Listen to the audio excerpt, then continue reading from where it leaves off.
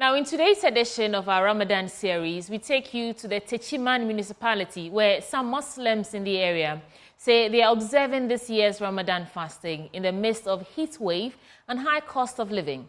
They say the rising cost of food items, coupled with rising temperature, is making this year's Ramadan the most difficult in recent years. And Asabit has more in this report. Ramadan, the 9th month of the Islamic calendar, was made compulsory since the year 624 AD, with Muslims all over the world urged to abstain from eating, drinking, smoking and sex from sunrise to sunset for 29 or 30 days. The benefits of fasting are enormous, ranging from religious to health benefits.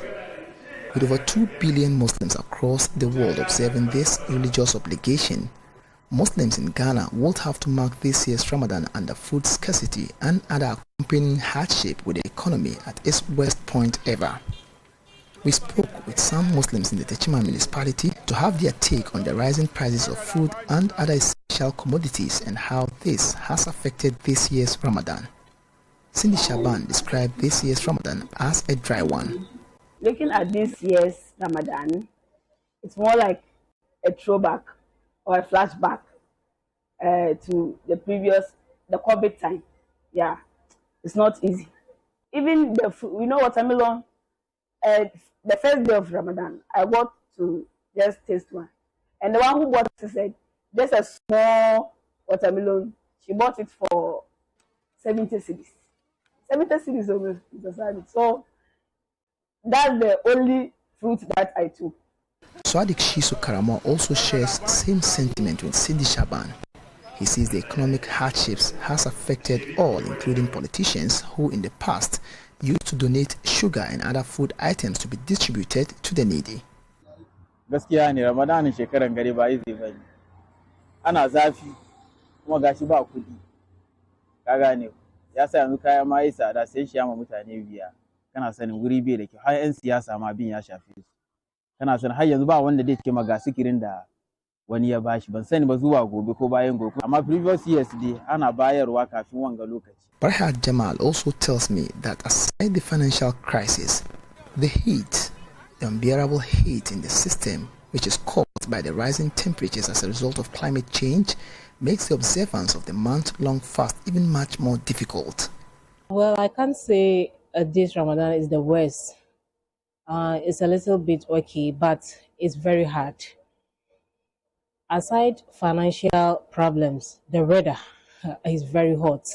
That's making the fasting very hard for us.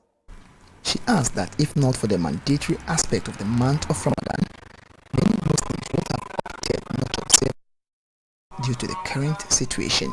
The weather is too hot. You can't do your regular routines because of the weather. You have to stay back home. Even seeing, if not because the fasting is compulsory for all Muslims, had it been it's a nafila or something else, a lot will not do it this year because the fasting is very hard, seriously. Abdurrauf Hashim has been fasting for over 2 decades now. He says the unbearable heat makes it difficult for the fasting person, adding that this year's fast is one of the most difficult. I feel we be actually no send the shoes you woman dear and naturally no dear and cool ye and yes and share party art message and come the mint yet. But I don't know, I say I am assuming to know any day. This only 1 year and Santina my in year and years. Yes, I dear. With it to I think I know dear. I feel we dear actually no adding. Hudu Musa on his part says the heat coupled with the terrible economic situation makes this year's Ramadan a much more strenuous one.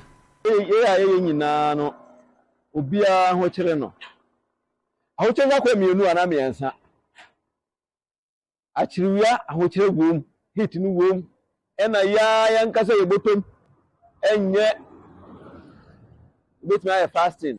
I never saw a cracker one on the head.